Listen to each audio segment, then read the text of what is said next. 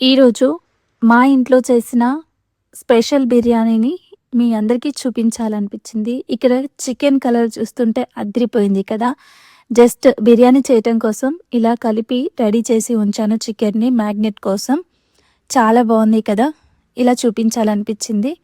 బయట హోటల్‌లో దొరికే రుచికి మించినది మన ఇంట్లో, మన చేతులతో ప్రేమగా చేసిన భోజనంలోనే ఉంటుంది.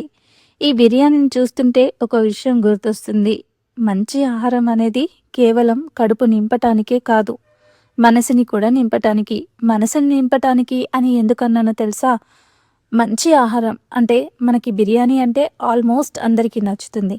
అది బయట తిన్నప్పుడు కొన్ని సందర్భాల్లో సాటిస్ఫాక్షన్ ఉండదు. అది టేస్ట్‌లో కానీ, అలాగే మసాలాలు ఎక్కువైపోని కానీ అలా బావుండదు కదా!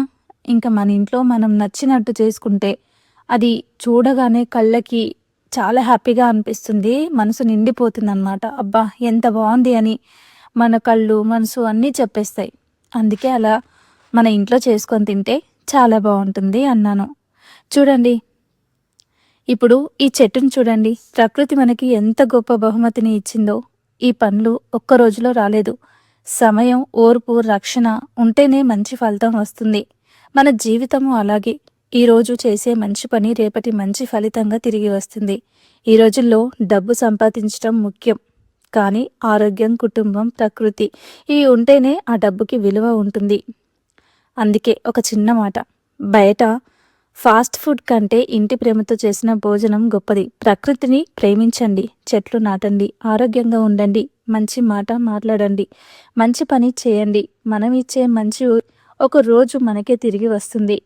ఈ వీడియో మీకు నచ్చితే ఒక లైక్ చేయండి. మీ కుటుంబ సభ్యులకి, స్నేహితులకి షేర్ చేయండి. మీ ప్రేమ, మీ సపోర్ట్ నాకు ఇంకా మంచి వీడియోలు చేయటానికి ప్రేరణ. మీ అందరికీ నా హృదయపూర్వక ధన్యవాదాలు. తినేది ప్రేమతో తిందాం, జీవితం ఆనందంగా జీవిద్దాం. ఏమంటారు? నా ఈ మాటలు మీకు నచ్చుతున్నాయా?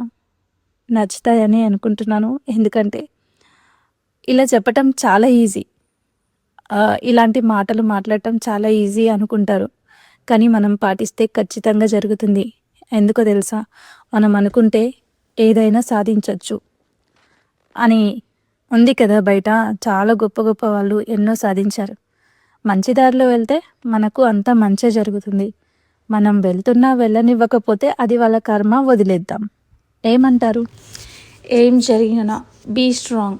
మనం స్ట్రాంగ్గా ఉంటేనే ఫ్యామిలీ స్ట్రాంగ్గా ఉంటుంది.